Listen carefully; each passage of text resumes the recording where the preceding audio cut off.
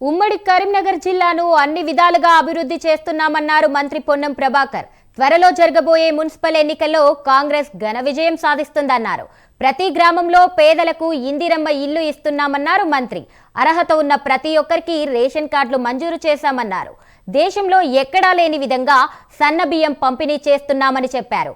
మహిళా సంఘాలకు వడ్డీ లేని రుణాలు అందిస్తున్నామన్నారు మంత్రి.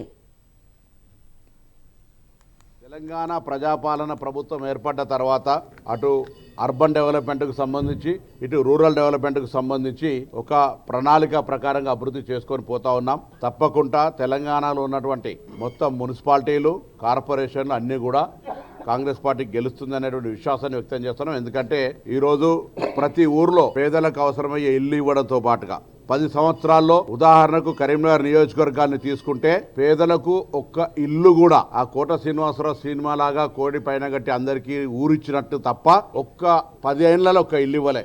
ఈరోజు ఆ మధ్యలో ఆగిపోయిన నిర్మాణాలను పూర్తి చేసి డబుల్ బెడ్రూమ్లే కాక నియోజకవర్గానికి 3,500 ఇందిరమ్మ ఇల్లు ఇవ్వడం కానీ, రేషన్ కార్డులు అడిగిన వాళ్ళు అర్హత ఉన్న వాళ్ళందరికీ ఎటువంటి రాజకీయ వివక్ష లేకుండా రేషన్ కార్డులు ఇవ్వడం కానీ, 29 రాష్ట్రాల్లో దేశంలో సన్నబియ్యం ఇచ్చే ఏకైక రాష్ట్రంగా తెలంగాణ సన్నబియ్యం ఇవ్వడంతో పాటుగా 200 యూనిట్ల ఉచిత విద్యుత్తు, మహిళలు అక్కా చెల్లెలందరికీ ఉచిత బస్సు ప్రయాణము, రైతు బోనస్ కావచ్చు, రైతు భరోసా కావచ్చు, కళ్యాణ లక్ష్మి కావచ్చు, గత పథకాలన్నీ కొనసాగిస్తూనే ఆర్థిక సంక్షేమం ఉన్నప్పటికీ అన్ని రకాల కార్యక్రమాలను కొనసాగిస్తుంది ప్రభుత్వం.